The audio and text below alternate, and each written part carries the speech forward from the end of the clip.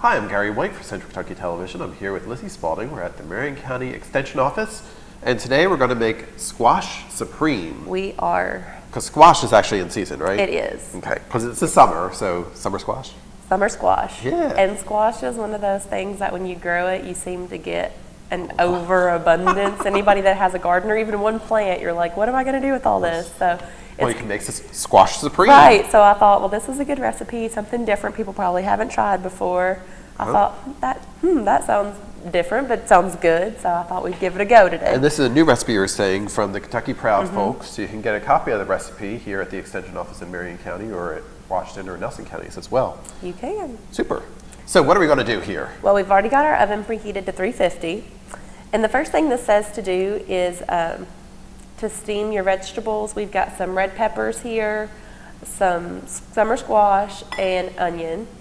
And we're actually not going to steam our vegetables, and the reason why is because we had some slim pickings on our produce this morning, and our squash is actually already pretty soft. Okay. So I don't want to steam it because it's going to cook for 45 minutes, and I don't want it to be mushy. I gotcha. Now, if you're getting squash out of the garden, that's not going to be the case. It's going to be pretty tough, and you're going to want to steam that first before you cook it. So you can either put that in a vegetable steamer, or a lot of people don't have those. You can actually take a saucepan, put an inch or two of water in the bottom of that, get a metal colander, and place that on top, put your produce in there, put the lid on it, and you can steam that for about 10 minutes, and it'll soften those vegetables up. Okay, so the purpose of the steaming is simply to soften the vegetables before you cook them. But like I said, you can feel our squash is already pretty tender. Yeah. But any that you get out of the garden, which of course I got this from the grocery store, any that you get at home from the garden or from farmer's market, it's going to have a tougher exterior than that. Okay. So we're going to pretend like we steamed our vegetables. Right. And I definitely wanted to provide an alternative to a steamer because I know that's not something that a lot of people have. So absolutely. Wanted to tell you what you can do that. Absolutely. So the first thing I'm going to do is cut up our squash. We're going to use 4 cups of summer squash, and this has already been washed. And you're going to just cut that into slices. Okay. So we're going to do that until we get 4 cups. Now, I think we've talked before, just to refresh our viewers and my own member. Is summer squash always yellow?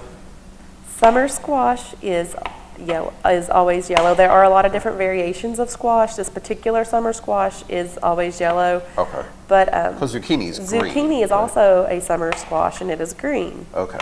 Zucchini and squash are pretty much one and the same besides the food color. Okay. And I know we've talked before about differences and like cooking them, and I always say that usually people just use zucchini for baking and they don't use squash, but actually someone at the farmer's market yesterday had made squash muffins. So really? you can use those too with your baking. It's pretty interchangeable there. Huh. So we've got a cup of our squash. I'm just going to go ahead and dump that in. Like I said, we're going to do 4 cups of that. Okay. And it's just kind of slices. Just slicing that, yes. So can you tell if a flavor difference between zucchini and squash, or summer squash yourself? There is a flavor difference, just a little bit, but Slight. Some of it's kind of your visual too. Well, and a lot of it too depends on what you're cooking it with. Right. Excuse me. Now, if you're going to fry your squash and zucchini, all that fattening grease and breading on it, it's going to taste pretty much the same because you're using the same seasoning. It's all going to be good. If you're putting it in a casserole, it's going to affect the flavor with what you put in there. If you're baking it, you're going to have, those different flavors too. So a lot of that plays into it as well. Got 2 cups there, and I'm trying to slice these pretty thin since we're not going to steam them. That way they will cook easier. Because squash is a pretty hardy vegetable, right? Normally, it's hard to tenderize sometimes. Depending on the toughness of the skin, usually squash will cook up pretty quickly. Oh, really? Okay. Which was another reason why I didn't want to steam this with it being already soft, because I didn't want it to be a big bundle of mush in our dish. Excuse me. We were saying, you know, you get summer squash in the summer, obviously, but often you get summer colds too. And I've been getting this. Gary and I are both fighting one. I'm glad that you have one too, so I'm not alone. We both are stuffy and got it going on. So I'm glad it's not a dish that we're relying upon how it smells. Right. Because I really couldn't help you there. We know that won't taste good anyway. Right. I have been doing some county fair judging in the past few weeks, though, and not being able to smell and taste has came into handy this week because I haven't had to judge the food items. Okay. Now, those foods that you all make are delicious, but after you judge 15 different no-bake cookies, you never want to see a no-bake cookie ever again. So I was like, I can't do that. So all the judging for those different entries, do you actually go, it comes from here, pretty much? From people in the county somewhere? Not our fair. We get out-of-county judges. Okay. The same way with the other county fairs. Right, so is how that works. right. And it's That's not more necessarily FCS agents. It could be homemakers or someone that's really skilled from another county. So if someone's judging quilting, it could have been a master clothing volunteer or someone that knows their stuff about it. So it's not necessarily an agent that's doing that. Okay. So we have our 4 cups of squash. Right. Now we're going to add a half a cup of pepper. Red pepper. And I'm just going to dice these up. And these are already nice and sliced up for us because these are actually some we had left over from our food demo at the farmer's market yesterday. So that was an advantage I had this morning. Absolutely. And do keep in mind that the squashes, the peppers, onions probably, you can get from the farmers markets in our area too. So it's great to buy local and support local businesses like our farmers market, local businesses like Central Kentucky Television. But you can get those items from the farmers market often, and that's a great way to help our own people in the community. So right, and the Lebanon's farmers market actually has some new vendors down there. So and a great pavilion. They do. And they have had a lot of produce. Anything you could think of that's in season, I think they have down there. Plus the baked goods and the jams and jellies and honey. And they even have some herbs down there. Lots of different things to buy. Super. Super. So you can actually use your spices and herbs and everything locally as well if you're not growing your own. Even your honey. You can get local honey. Which supposedly helps with allergies. Yes, I have heard that. It does help with allergies. So I need to try that out. And you can even get locally made jams and jellies and relishes. And I think sometimes they even have pasta, spaghetti sauces and things like that down there. So you can get a little bit of everything. I don't think people that don't frequent the farmers market don't realize what they're missing out on. Exactly. Going to dump those in there. It's our half a cup of red peppers. And then it calls for 1 medium onion sliced, so we're going to do that. You're going to start crying? I can't smell, so I don't think I'm going to start crying to take care. Well, this will be a study. Do you need to be able to smell the onion in order to make it cry? Right. We'll find out. Stay tuned. Any particular kind of onion? This is just a regular white onion. If you have onions growing in your garden, feel free to use those, or if you've purchased some from the farmer's market. That's right, and the farmer's market's open several days during the week, and it's down at the pavilion right on Martin Luther King Avenue. You can go down there and buy some great items. Do you know the days? It is open on Wednesdays and Saturdays from 9 until 2. 9 until 2. And on Wednesdays, what is it? On certain Wednesdays, you're down there doing demonstrations. We typically go the first Wednesday of the month. Now, we went yesterday instead of the first Wednesday because I had some other obligations and conflicts, so we didn't get to go the first Wednesday, but we'll be there in August and September. And you can go down and try some of these different recipes. And again, this is the Squash Supreme recipe. It's with the Kentucky Proud folk. So we know that you're using products that you can hopefully get here in Kentucky and that you can be proud to be buying from Kentucky. And also that it's a healthier option Right. sometimes than some other recipes that are out there. And you can get your copy as well from the Marion County Extension Office or from the Extension Office in any of your counties that you have, because there is one in every county, right? There is. I am going to break this apart and put these onion slices in here. Now it says one medium onion. I know a lot of people are not fans of onion, so you can add as much or as little as you like in there. It's your own preference. It's your own preference. No tears, so. No tears, see, so if you have a we're stuffy good. nose, you don't have to worry about it. It's when you should cut your onions, when your nose Exactly. is stopped up. Exactly. And onions are in season now too, correct? You Yeah. can get those. Yep. You can get the peppers. So this seems like it's a pretty sizable dish here. How many people are we thinking? This yields 8 half-cup servings, so we're going to put it in this little 2-quart dish. Okay. I'm actually not going to put the rest of that onion in there. I think this looks Looks good to me.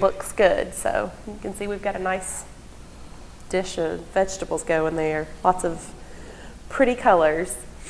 The next thing that we're going to do is we are going to combine our sour cream and cream of chicken soup. So we've just got an 8-ounce container fat-free sour cream, and we're going to mix that with 1 can of reduced fat cream of chicken soup. We're going to mix those together. Your nails match your can. They do.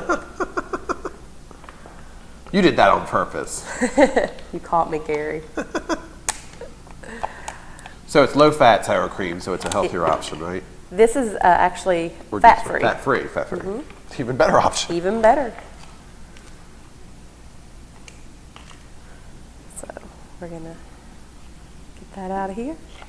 I always like it whenever the recipe calls for the exact measurement of the container. So It's a lot easier. it is. We Don't just dirty something else up. can put the whole thing of sour cream and the whole can of cream of chicken soup. So like cream of chicken and cream of mushroom and all those kind of soups are often used for recipes. They are, and they often contain a lot of fat in them if you get the regular ones. That's Okay. why the recipes usually call for the reduced fat or fat-free options. Okay. Cream is one of those words that you want to avoid because that creamy always tastes good, but creamy is usually not the best health option. Yeah. So is this low something? You This said? is reduced fat. Reduced fat. And any of the canned soups often have a lot of sodium, right? Right. Yeah. So if you can find, actually has no MSG added, but if you can find reduced sodium, then that's even better as well. We're just going to mix those together. There's sour cream and cream of chicken. I assume if you wanted to make this completely vegetarian, you could use the cream of mushroom. Yeah, oh, absolutely. You could substitute there's cream of celery you could put in here. You could definitely substitute those. Cream of celery. I've never had cream of celery. Yes, soup. cream of celery, cream of mushroom, cream of chicken, all What's your those are favorite out of the there. cream soups among those three? I like mushroom, but I like Really? mushrooms, Okay. so yes. Yeah, you could definitely, if you don't want the chicken in there, you don't like chicken, you're vegetarian, you could definitely substitute one of those other ones. Cream of celery. Once we get that good and mixed together, which it looks like we have, we're actually going to dump this on our vegetables and coat those. Looks good so far.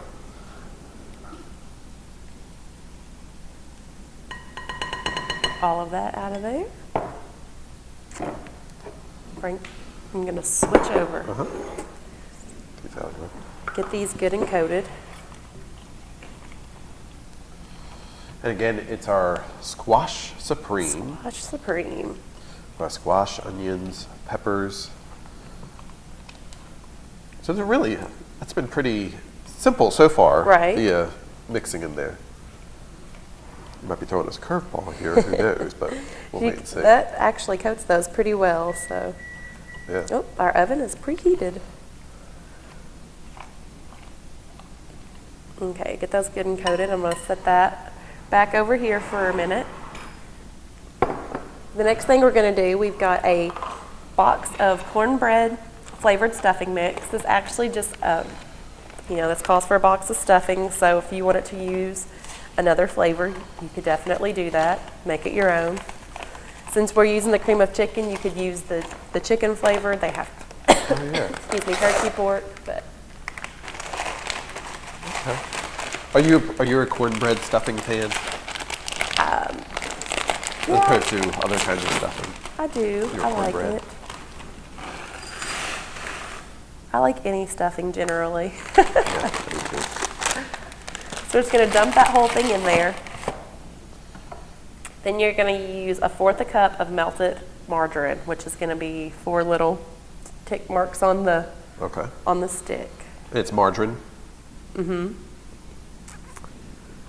Set that aside, and we're going to mix that together.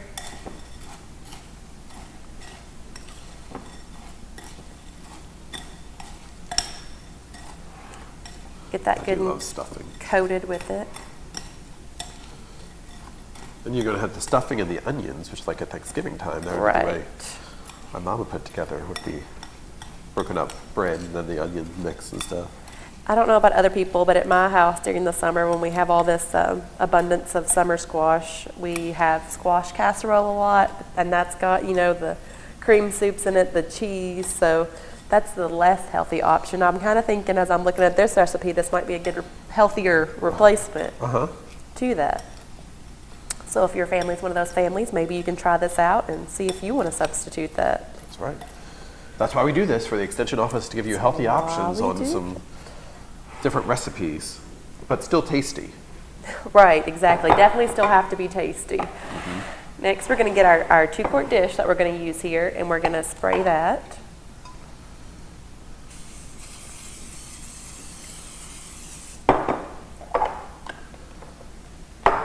Then we're going to dump in half of our stuffing mixture.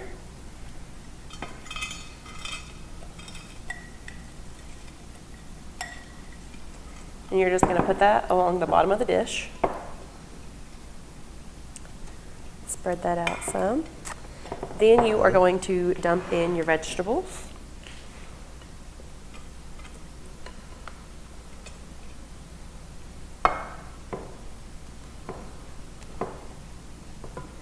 Get those good and spread out.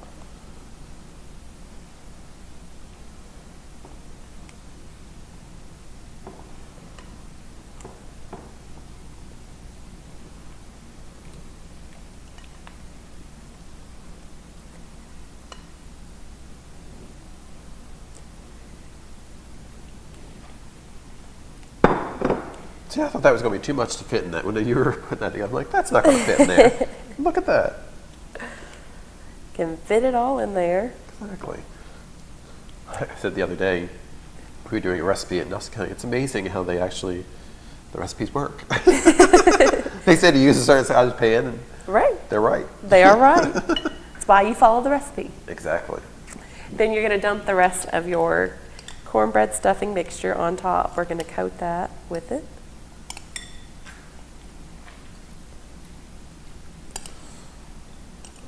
Well, this looks like it's going to be very tasty. I thought it sounded great. I have not made this recipe yet, but I definitely wanted to try it because I thought it sounded so good, and it is looking just as good as it sounded. Yeah. I'm excited to try it. Exactly.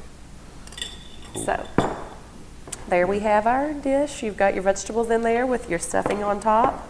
Our oven has just preheated to 350. We're going to pop this in there for 45 minutes, and once you can tell this is nice and getting crisp on top, it's bubbling, then you'll be ready to go. Okay, and that's the Squash Supreme. Get your recipe here at the Marion County Extension Office or at the Washington or Nelson County. And it is a Kentucky Proud recipe. Thank you very much. No problem. All right, I've been here with Lizzie Spalding, and enjoy your Squash Supreme at home. This is Gary White, Central Kentucky Television.